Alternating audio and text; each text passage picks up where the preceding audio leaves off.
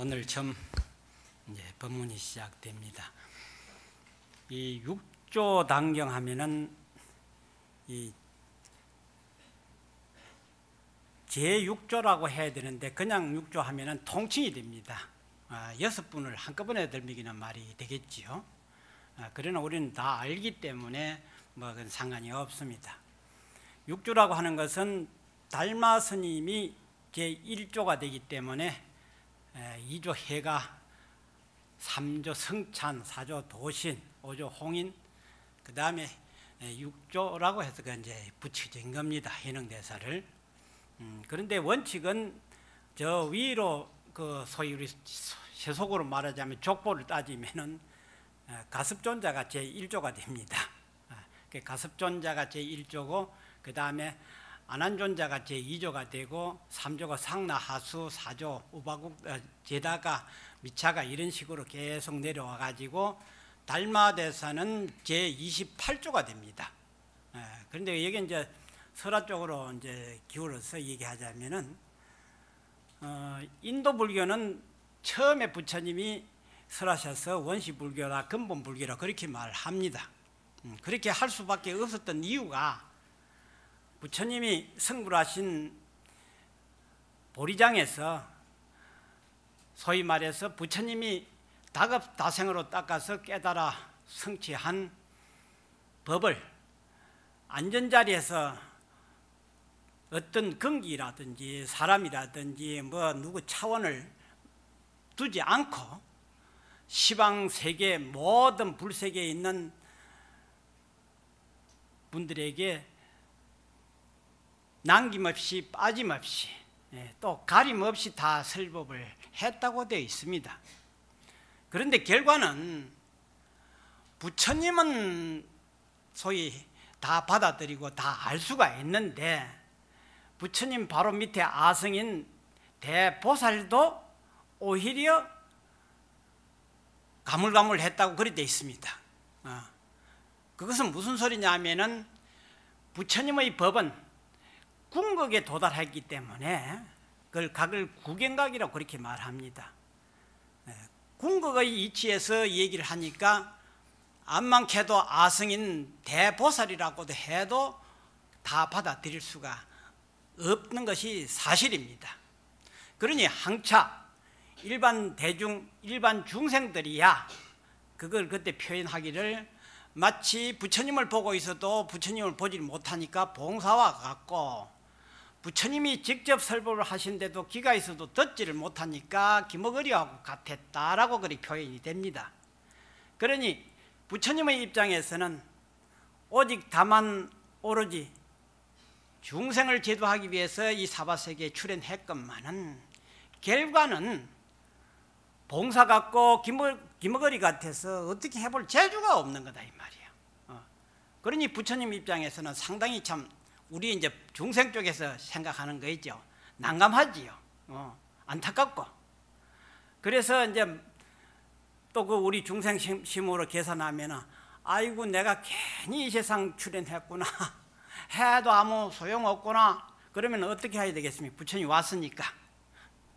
돌아갈 수 밖에 없겠다고 하는 게 이제 결론이 났다고 그렇게 되어 있어요.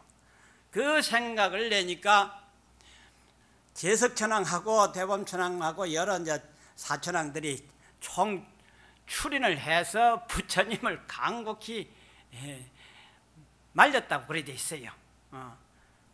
그래 부처님 입장은 이해가 갑니다만은 부처님 떠나시면은 쉬운 말로 이 중생을 누가 어떻게 하겠습니까?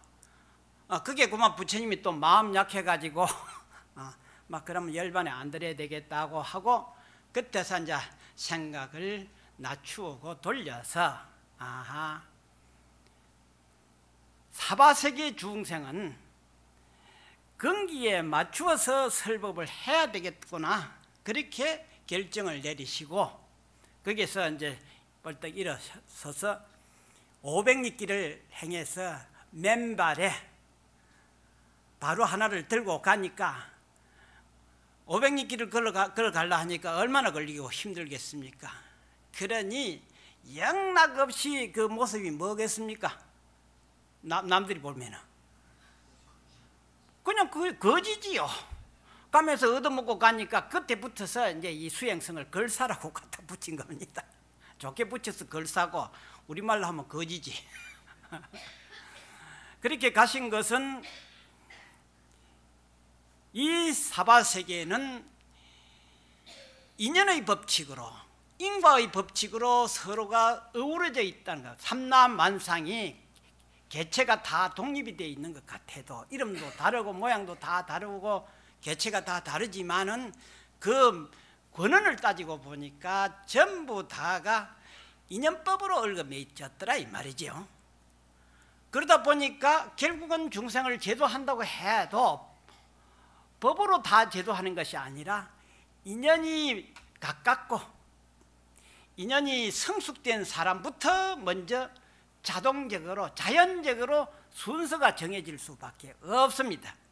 그것은 왜 그렇게 말하냐 하면은 아무리 부처님 법이 좋고 또 좋고 부처님의 능력이 아무리 대단하신다 하더라도 부처님 법을 받아들일 수 있는 우리 본인은 부처님 법에 인연이 있어야 되고 또 부처님하고 인연이 있어야 됩니다. 그 인연은 부처님이 대신할 수가 없습니다.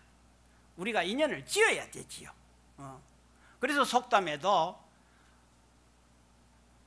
말이나 소를 강가에 끌고 갈 수는 있어도 물은 지가 먹어야 된다고 그러지 안 돼 있습니까? 그러니까 결국은 부처님 법이 아무리 대단해도 내 자신이 발심을 하지 않고는 안 된다고 돼 있습니다. 그래서 발심만 제대로 하면은 수행에 시간적으로 공간적으로 따질 것 없이 처음 발심을 제대로 하면 그 자리에서 성불의 길에 바로 들어설 수 있다고 해서 초발심시 변정각이라고 그렇게 했습니다. 그걸 일반 수행자들은 참 믿기 어렵지만은 그것은 하엄경에서 자세히 분명하게 밝혀 놓았습니다. 그러니까 초발심주라고 한 것은 이미 부처님 법에 거주를 하게 됐고 뿌리를 내리게 됐어.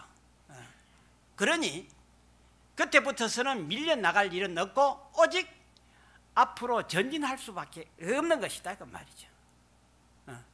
그러면은 이미 불법에 거주하고 안주했기에 처음에는 거주가 첫째고 그 다음에 불법에 안주를 해야 됩니다. 안주를 하려고 하면은 어떻게 해야 되느냐? 제일 먼저 부처님 말씀을 철저히 이행을 해야 됩니다. 그리고 게을하지 않아야 돼요. 그러면 일부러 게을하지 않는 것이 아니라 우리 중생의 대명사가 번뇌요 게으름입니다. 그러니까 번뇌를 지혜로 돌리고 게으름을 정진으로 돌려야 됩니다. 그때 억지로 돌리는 것이 아니라 제절로 돌아서서 그전에는 힘들고 어려운 일을 하면은 귀찮고 말이야 하기 싫은 생각이 나는데 이미 안주를 하면서부터서는 힘들고 어렵다는 생각이 없어져야 됩니다. 그래서 우리가 평소에 하는 일들도 누가 일하기 좋은 사람은 썩 드뭅니다. 그런데 세간적으로 얘기하자면은 그렇게 힘들고 어렵고 귀찮은 그 일이 그 싫어하는 생각이 없어지고 반대로 게으르는 생각이 없어지고 반대로 무슨 생각이 나느냐? 재미가 나야 돼요. 재미가 나니까 힘이 덜 들지. 힘이 덜 들니까 자꾸 더 하게 되지. 그게 바로 정진이라. 그래서 시간도 잊어버리고 공간도 잊어버리고 더 나아가서는 밥 먹고 잠자고 대소변 보는 것까지도 잊어버리면은 그 사람이 정진에 바로 들어간 거란 말이에요. 그리 돼버리면은 그 사람은 신명을 아끼지 않은 차원까지 들어가 버려요. 그때부터서는 그 전에 그렇게 참 닦고 힘드는 일들이 대정진으로 들어가 버려요.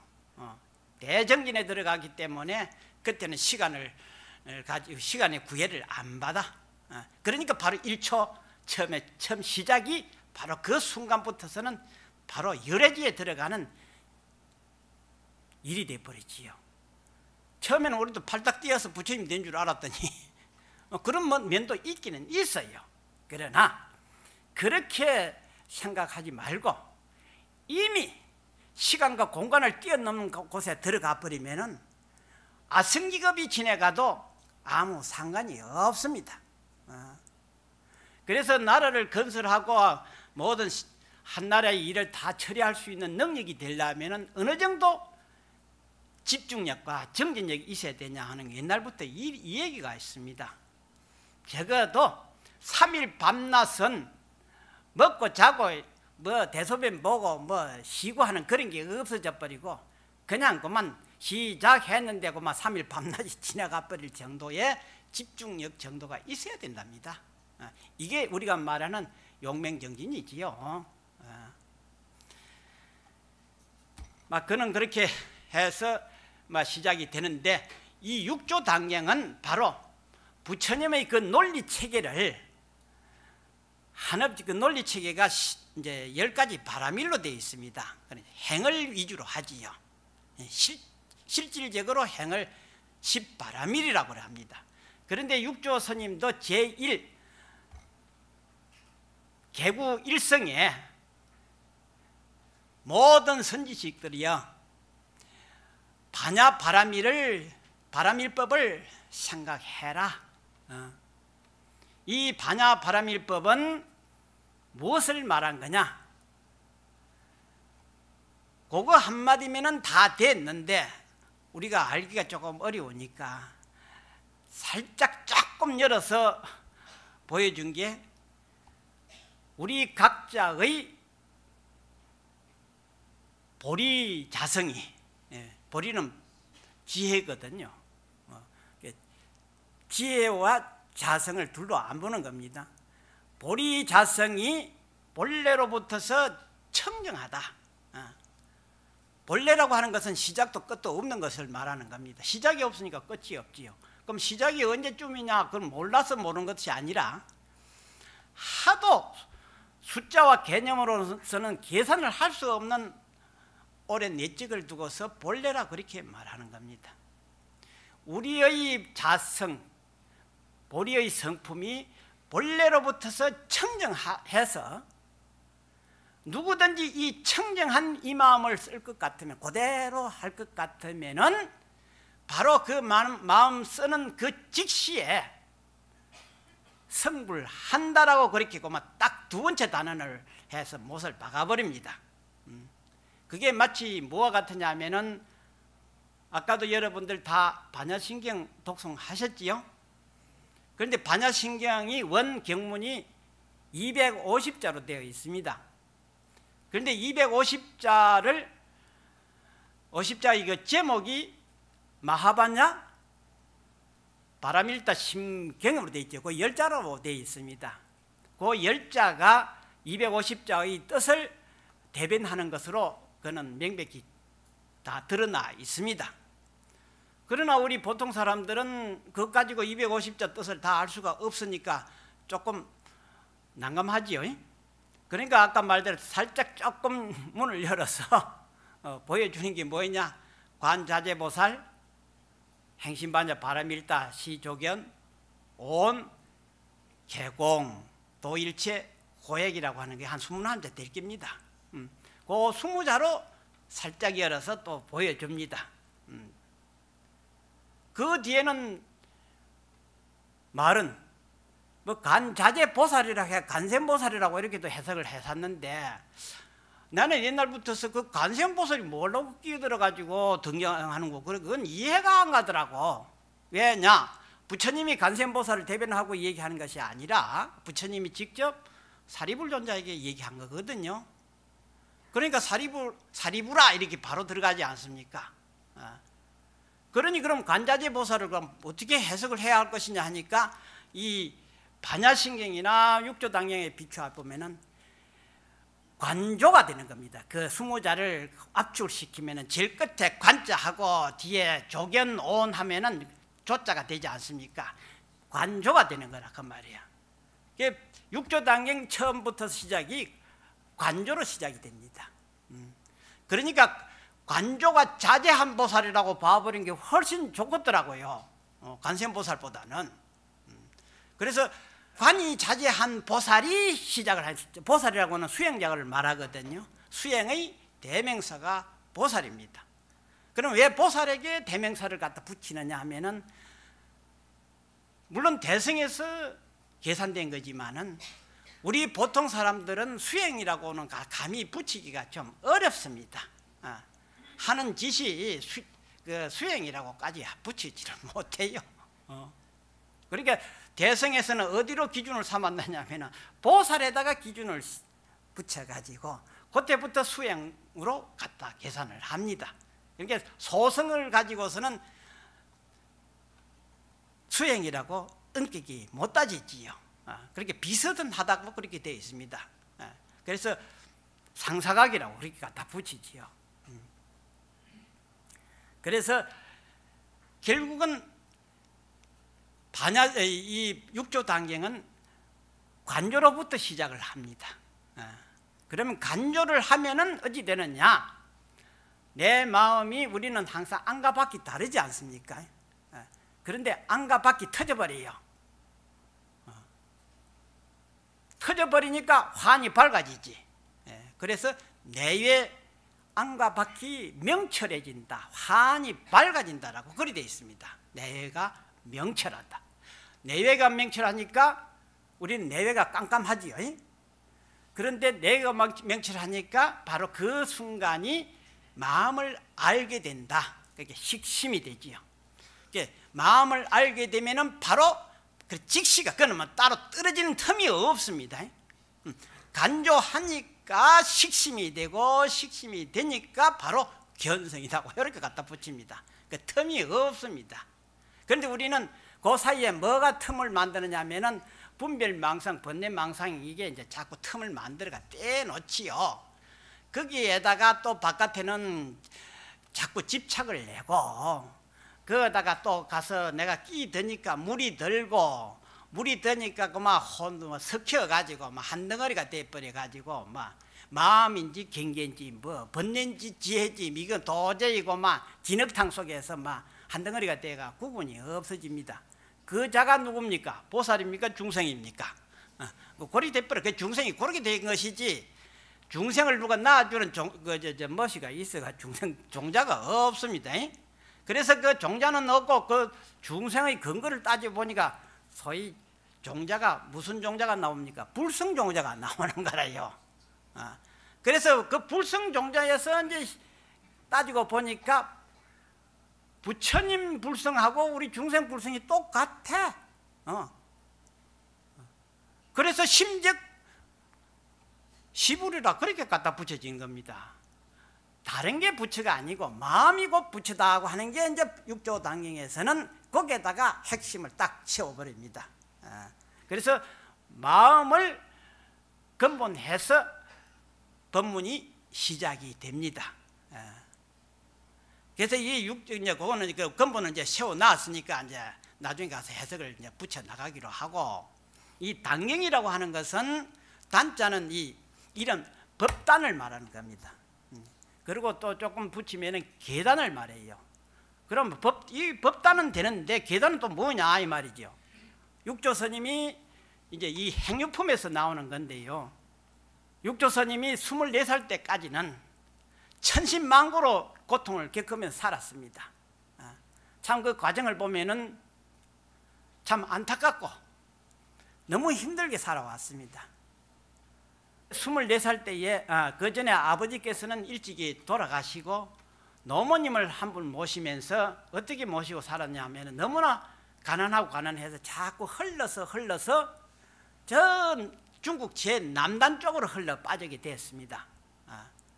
그래서 아주 그 남단뿐만 아니라 저 북쪽도 끝이 있지요. 그럼 동쪽도 있지요. 서쪽도 있지요. 그래서 중국에서는 이 동쪽에 있는 우리들을 갖다가 동쪽 오랑캐라이라 하고 서쪽에 있는 거는 그러니까 흉노돌이라고 그래 하고, 그 다음 북쪽에서는 도돔 적자를 써가지고 북쪽이라고 하고 이렇게 동서남북에 갖다 다 나쁜 놈 오랑캐 막 형편없는 그렇게 취급을 해버렸습니다. 그래서 이 육조 스님이 제일 남쪽 끝에 살아 놓으니까 그 남쪽 그 오랑캐가 돼버렸지요. 그때 이제 이분은 육조 스님은 다른 건 못하고 저 산에 나무를 해서 나무를 시장에 팔아가지고 그 생계를 유지하면서 어머니를 모셨어요. 그러니 보통 일이 아니지.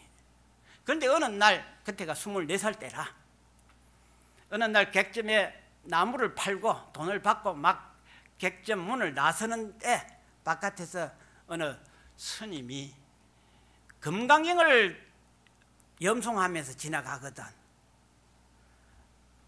그래, 이게 무슨 소린고 하고서 딱 정신을 차리고 듣다가 그 금강경 제10번째가 그 장엄 정토분이 있습니다. 금강경은 32분으로 되어 있는데 제10 장엄 정토분에 가가지고 그때 그 내용이 뭐로 되어 있냐면은 부처님이 수보리 존자에게 묻기를, 너희들도 상식적으로 알다시피 부처님은 부처님 법을 대대로 이어서 내려오는데, 받아서 내려오는데, 나의 앞선 부처님은 연등불로 되어 있다, 쉽게 말해서. 뭐 그건 이제 좀 설명을 붙이니까 말이 많아졌네. 연등불에게 내가 법을 받았다고 되어 있는데 너는 어떻게 생각을 하느냐 이렇게 하니까 쟤도 그거 듣고 알지요, 상식적으로. 그러니까 부처님 또다시 묻기를, 그러면 내가 연등불에게 법을 받았다고 얻었다고 너도 인정을 하느냐 이렇게 하니까, 아닙니다, 저는 그렇게 인정 안 합니다. 그러니까 그럼 어떻게 너는 인정을 하느냐 하니까, 이해하느냐 하니까, 말은 받았으되 실제로 받은 것은 없습니다. 그래서 세상 차원에서는 받았다라고만 되어 있습니다. 그 말이 뭔 뜻이냐면은 법은 주고받는 그런 물건이 아니다 이 말이야. 그런 모양도 아니고 그렇게 할 수도 있는 것도 아니야. 그걸 거기다가 이제 갖다 붙여야지. 그러면 뭐였냐? 부처님은 법을 읽어줄 수는 있어도 그것을 받아들여서 자기가 행해서 닦아서 깨닫는 것은 누구 몫이 됩니까? 듣는 사람 몫이지요. 그래서 오늘 이 법문도 부처님 법을 이렇게 여러분들에게 전해주는 책임은 있어도 여러분들 깨우치게 하는 그런 능력은, 그런 것은 있을 수가 없다는 것이 또 그게 바로 되는 겁니다. 그러면 어째서 그거 주고 받았다고 되어 있는데 어째 주지도 않았고 받지도 않았다는 소리는 뭐이냐? 그것은 세상적인 물질이라든지 모양이라든지 형색이라든지 이런 것이 안이비설신이라는 그 색성양 미촉법이 아니다 이 말이요. 색성양 미촉법이 아니고 이거는 신법이다 이 말이요. 이 마음은 색성양 미촉법의 그런 형태로 되어 있는 건 아니고 오직 자기 자신이 깨달아야 될 뿐이다. 그래서 이 육조 당경은 마음으로서 근본 정치를 삼게 되었습니다. 그런데 마음도 무슨 마음을 하냐?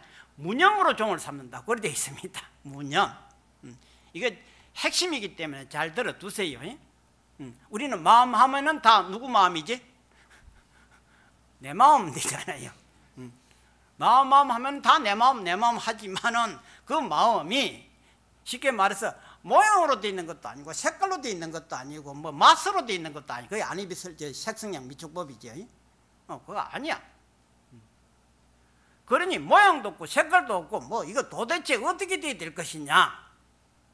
그런데 내 마음은 분명히 내 마음이 있는데 이리 되거든. 그러면 나는 내 마음이라고 하는데 어찌 부처님이 말씀하신 마음은 아니냐 하면은 우리는 전부 다 유 아니면 무에 자꾸 집착을 하고 있습니다. 유 아니면 무에 집착을 자꾸 하고 있어요. 그러면 이쪽 아니면 저쪽이고 위 아니면 아래고 말이야. 좋은 것 아니면 나쁜 거. 이게 이제 육조당행에서는 36대가 벌어집니다. 상대를 36번을 이렇게 붙여 나옵니다. 그러니까 천없는 부처님 법에 내가 좋아한다, 부처님 법을 안다 해도 이미 한쪽으로 기울치니까 이미 이건 틀린 거다 이 말이야. 항차 부처님 법도 한쪽으로 기울지면 배격을 해야 되는데 우리 중생이 자기 생각대로 치우치는 것은 이거는 뭐 무조건 이거는 번뇌 망상이고 이거는 집착이고 물드는 것이고 어긋난 것이 맞됩니다. 그게 이제 36대가 되는데요. 그래서 이 육조 스님이 육조 단경에 먼저 종과 치를 내세웁니다. 종이라고 하는 것은 누구든지 숭상하고 누구든지 받들어서 행해야 될 부분을 종이라고 그래야 됩니다. 원래 그 종갓집한 종자입니다. 그 다음에 그렇게 숭상하고 받들고 행해야 될 이유를 말하자면은 어째서 그런 노라고 하면 그걸 갖다 치라고 하는 겁니다. 우리가 앞으로 닦아서 나아가야 할 부분을 치라고 그래. 나아갈 치자가 되지요. 그 치가 무엇이냐? 무념으로 종을 삼았지만은 왜 무념이라고 했느냐 하면은 무상이기 때문에 무념이라 했다 그 말이야. 그럼 무념은 또 무엇이냐? 생각 없는 게 글자대로 하면 생각 없는 게 무념이거든요.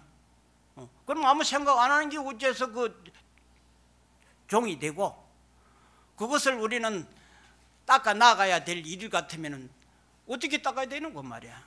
그러니까 이제 2차에 치에서 말하기를 모양이 없다라고 된 거예요. 모양이 없다라고 하니까 무슨 모양이로 되거든. 근데 여기서 여러분들이 모양이라고 하니까 바깥 벌써 생각을 가지게 되겠지요. 그런 생각을 버리고 무슨 생각이 되냐면은 상이라고 하는 거는 여기 이거 생각하고 저거 생각하다 보니까 자꾸 한도 끝도 없이 이어져 가고 벌려가지요. 그 생각이 없는 것을 무상이라고 했지, 모양 없는 걸 가지고 무상이라고 한 건 아닙니다. 그게 뭔 소리냐면은 우리는 한 개를 보고 하면 한 가지 생각이 납니다. 그러면 보고 생각할 때 그걸로서 끝난 것이 아니라 거기에서 줄줄이 이어져 가지고 천태만상으로 천가지 만가지 생각으로 줄줄이 이어갑니다. 그걸 갖다 상속하는 모양이다라고 해가지고 그걸 상속상이라고 그래요. 그래서 우리가 참선하고 염불하고 기도하는 게 뭐냐? 바로 상속상을 끊어버리는 것이 수행입니다. 그래서 여러분들이 집중 수행한다고 얘기를 자주 들었습니다. 그런데 암만 집중을 해도 상속하는 그 마음을 끊지 못하면은 그 앉아 있는 걸로 끝나지요. 그래서 유마거사가 자선에 대해서 얘기를 합니다. 육조 스님도 그렇게 말하죠. 자라고 하는 것은 뭐냐? 부동을 말하는 것이지 앉아 있는 것을 말한 것이 아니다 이거 말이에요. 자라고 하는 것은 부동이다 이 말이에요. 그럼 무슨 부동이냐? 몸 부동이 아니고 마음 부동을 말하는 겁니다.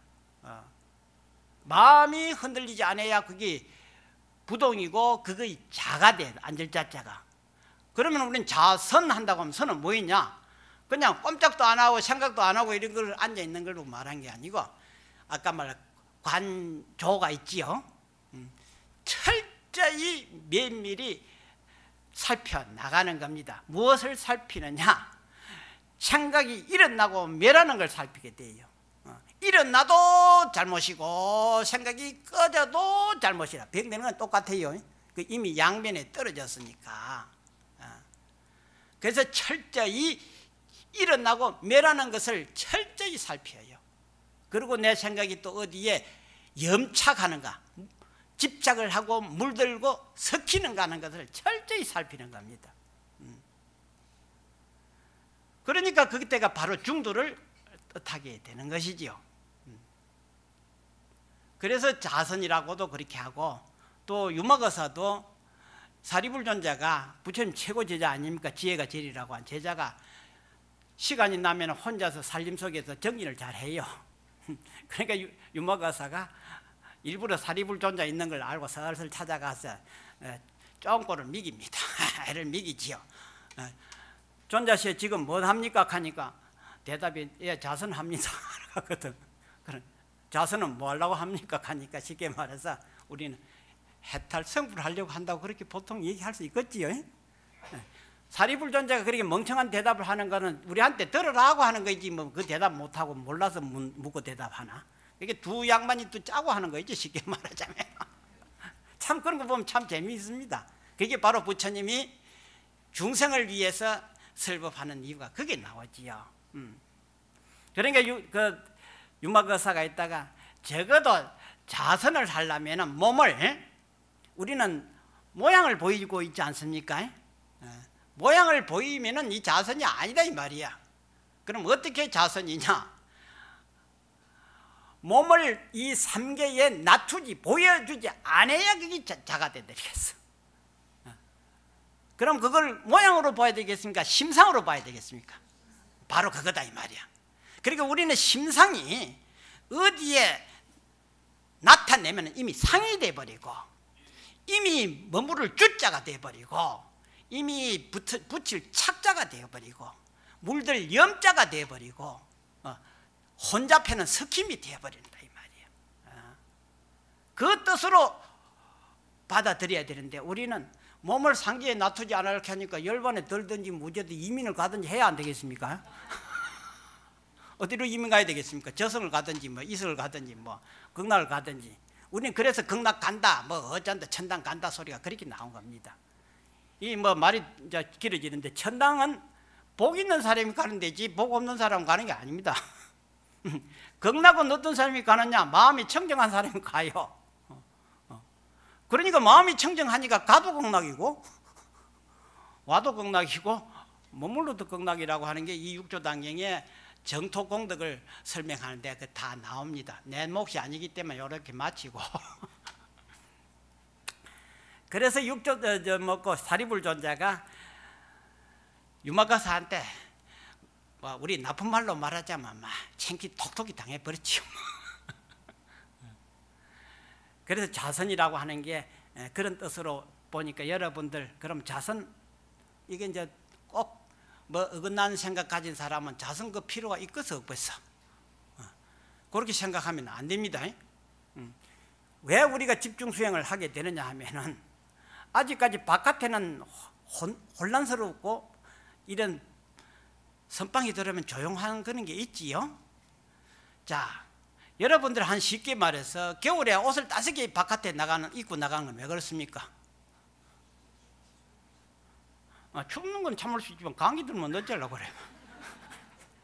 그러니까 감기 안 들고 안 추우려고 하니까 무엇을 나가는 집에서 단단히 옷을 입고 나가지요. 그와 같듯이 우리는 그렇잖아도 혼란 속에서 사는데 정진 힘 없이 이 자선하는 힘 없이 집중하는 힘 없이 나갔다가는 지는 막 백발백중으로 뭐에 떨어져 버리노. 번뇌망상에 떨어지지요. 그래서 우리에게는 아직까지도 그 힘이 약하니까 이런 적정처에서 정진의 힘을 기르지 않을 수가 없습니다. 그러니 육조 스님의 말씀과 우리의 행편을 따지고 보니까 천지 차이가 났는데 육조 스님은 아무 거르침이 없이 마음 깨달으면 부처다라고 큰 소리 땅땅 치고 뭐까지 말씀하시냐면은 인종법사가 처음 육조 스님 만났을 적에 물어봅니다. 당신이 정말 가사를 받고 법을 받은 분이냐 하니까 가사를 내놓고 나는 법을 받았다까지 인정을 해줍니다. 그러니까 2차로 들어가서 뭐라 하냐면 그러면 오조 홍인대사가 당신에게 법을 전해줄 적에 무슨 법을 전해줍니까? 라고 이렇게 묻습니다. 그러니까 육조 스님이 하신 말씀이 인종법사가 오조 홍인대사가 나에게 전해주는 법은 하나도 없습니다 이 말이야. 하나도 전해준 게 없고 오직 있다면은 뭐만 전해주냐면은 마음을 알게 되면은 견성한다 성불한다 소리만 딱 전해줬다 이거거든. 참 갈수록 더 어렵지요. 오직 마음을 깨달으면 부처된다라고 하는 그것만 전해주었지 그 위에는 전해준 게 한 개도 없습니다 하니까 꼭 그대로가 육조 스님이 일생을 법문을 합니다. 오직 마음에다가 딱 중심을 잡아가지고 오직 마음 하나를 가지고 설명을 한 게 육조 단경이 됩니다. 그래서 이 단이라고 하는 게 육조 스님이 24살 때에 부처님 법문을 듣고 그때 이제 응무소주 이생기심이라는 대목에서 깨닫는데 그 앞에 게 무슨 말이냐면은 꼭 그대로 육조 스님이 깨달은 대로 법을 설하게 됐던 것 같아요. 앞에 무슨 말이 나오냐면은 아까 말대로 부처님이 염등불에게 내가 법을 받았다고 너는 인정하느냐? 그러니까 받지 않았기 때문에 나는 받았다고 말로만은 전해온 것, 그렇게 인식으로 그렇게 말할 수밖에 없습니다 하고 난 뒤에 부처님이 다음 법문이 뭐냐면은 누구든지 색에 머물러서, 물질이지요, 물질의 마음을 머물러서, 주자가 그 들어갑니다. 머물러서 마음을 내지 말아라. 불응주 뭡니까? 생심이 됩니다.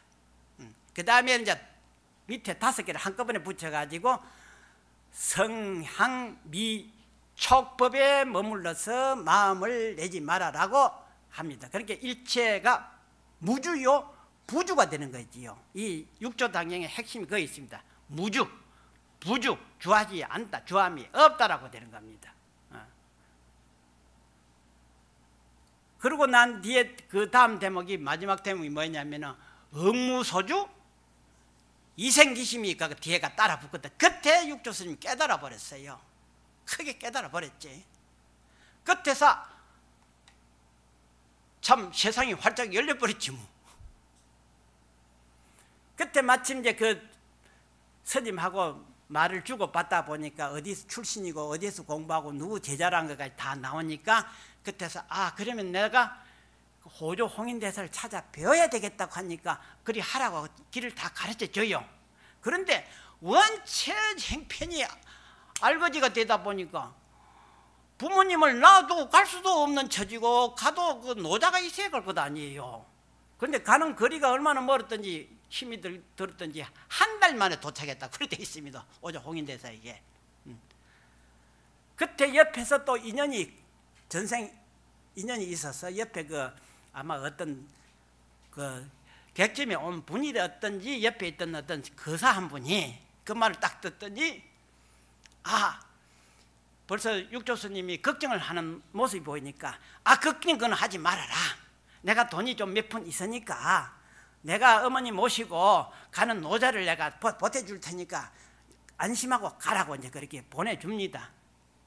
그래 육조 스님이 아무 근심 걱정 없이 어머니 생계비하고 자기 노자를 가지고 한 달여 만에 떡 찾아갑니다.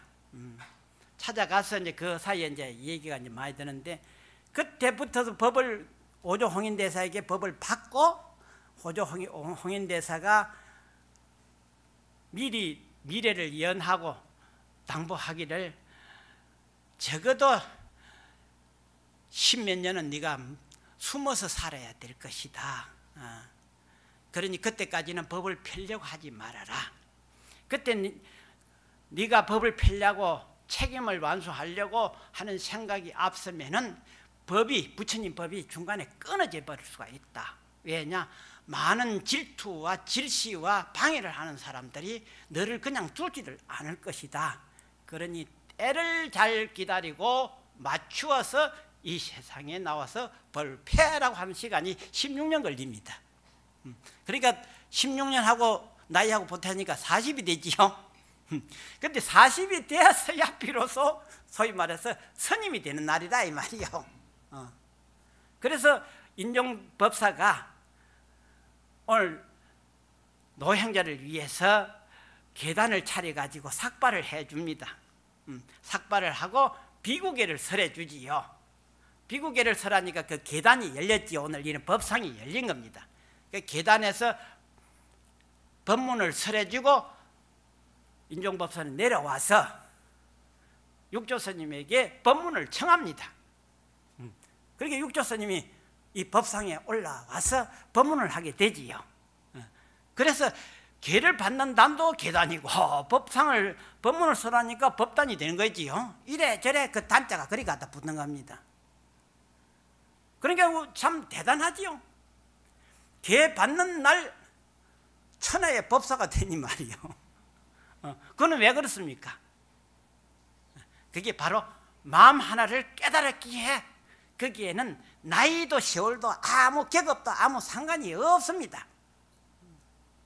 그래서 세상에서는 어른을 나이로 기준을 하지만은 조정에서는 나이를 따지지 않냐고 먼저 배설을 계급을 따지게 됩니다. 그리고 부처님 법에는 성납을 아무리 성납이 오래돼도 법이 뒤지면은 어른 노릇을 못하지요. 그래서 이 법에는 이 불법에는 법으로 어른을 정하게 된다. 그러고 보니까 여러분들도 지금은 신도의 신분이지만은 깨달아 버리면은 누구 위에 앉았습니까? 스님 웃자리에 누구든지 앉을 수 있다 이 말이야. 그러니 이 불법은 대긍정에다가 대믿음이라 확고한 믿음이 딱 서버려야 불법이 되는 것이지. 그 어물쩡 해가지고 지식 가지고 뭐 어쩌고 저쩌고 아는 것 가지고 이거 가지고는 불법 되는 거 아닙니다. 그래서 그 하원경에서도 신은 도의 근원이요 공덕의 어머니라고 그랬고, 그 믿음은 반드시 열애지에 이르게 된다라고 그렇게 이제 쭉 그 설명이 됩니다. 그러니까 여러분들 오늘 여기는 불법은 바로 그 믿음과 그 용기 그 자체가 대장부의 근성이라고 되어 있습니다. 장부라고 하면 주로 남녀를 구분을 하게 되는데 불교의 장부는 남녀를 구분 안 합니다. 즉 신분을 따지지 않지요. 그러니까 여러분들도 부처님 법을 배워서 깨달아 버리면 대장부가 되는 겁니다. 그러니까 대장부가 되려면 먼저 성결 조건이 장부심을 발휘해야 되겠지요. 그래서 장부심은 어떤 게 장부심이냐? 이제 여기서 이제 하원경을 갖다 붙여 보면은요, 하원경은 실제 행동이거든요. 제일 먼저 직심을 가져야 된다고 해요. 이 유마거사도 직심이 도량이라고 그러게 됐습니다. 직심은 뭐 도량은 무슨 도량이냐? 부처님이 계시는 도량이니까 부처님 도량에 누가 있노? 부처님 있지요. 내가 가면 내도 부처다 이 말이요. 그게 개개장부가 되는 거있죠. 그래서 직심이 도고 또 우리는 극락세계 운운하지만은 바로 직심이 정토다 이렇게 했습니다. 직심이 정토 극락세계다 이 말이에요. 그래서 이 육조당경에 이 정토를 설명하는 데서 무념서방이라고 되어 있습니다. 그것을 서방에 갈 생각이 없다라고 보통 그렇게 해석을 하는데 그럼 큰일 나요. 왜냐? 내가 사는 곳이 극락세계 그대로라고 생각을 가지고 극락세계를 생각할 염이 없다라고 그렇게 해석하면 이거는 참 안 돼요. 그러면 무념서방은 어떻게 색이 되냐? 무념이니 바로 서방이다 이렇게 갖다 붙여야 돼요. 왜냐? 아무 번뇌 망상 잡념이 하나도 없으니 말이요, 극락과 사바를 구분할 필요가 없지 않습니까? 그래서 여기 이 육조당경에는 무념서방이라고 그렇게 돼버려요. 그래서 이 나이로 따지고 법사되는 것도 아니고, 경이라고 하는 것은 불교에서 내가 알기로는 한 세 분이 나와요. 부처님밖에 경자를 못 붙이기 거의 통상으로 그렇게 되어 있는데, 육조스님 말씀을 경이라고 갖다 붙인 게 한번 하고, 또 거사로서, 스님이 아닌 거사로서 붙인 이름이 누구지요? 유마거사가 갖다 붙었어요. 그리고 또 일반 여자 신도에게 갖다 붙은 경이 하나 또 있어. 성만 부인경이 있지요. 그런데 이 참 딱 그 스님 한 번, 거사 한 번, 여자 신도 한 번에 제대로 공평하게 잘 붙었어. 그런데 역시 유마경을 다 보고도, 육조스님 당경을 보고도, 성만 부인경을 봐도 정말 참 입이 딱 벌어져요. 참 대단해요. 그러니 거기서 봐도 장부가 따로 없고 성속이 따로 없는 것을 확연히 이해가 됩니다. 그러니까 이 불법의 대승불법은 성속이 따로 없고요, 남녀가 따로 없습니다. 그것을 여기 여러분들이 대긍정 대신심을 내야 되는 대목이 그게 있어요. 그래서 경자가 그렇게 붙어졌습니다.